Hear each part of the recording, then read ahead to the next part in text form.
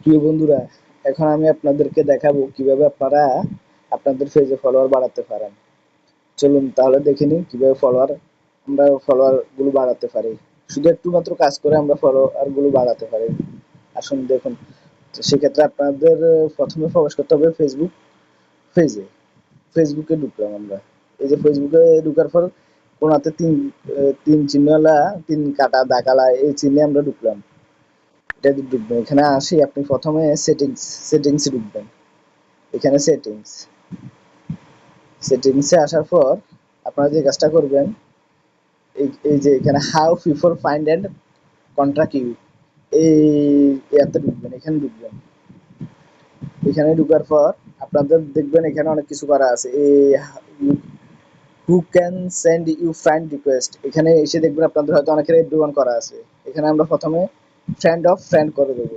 আমার ফ্রেন্ড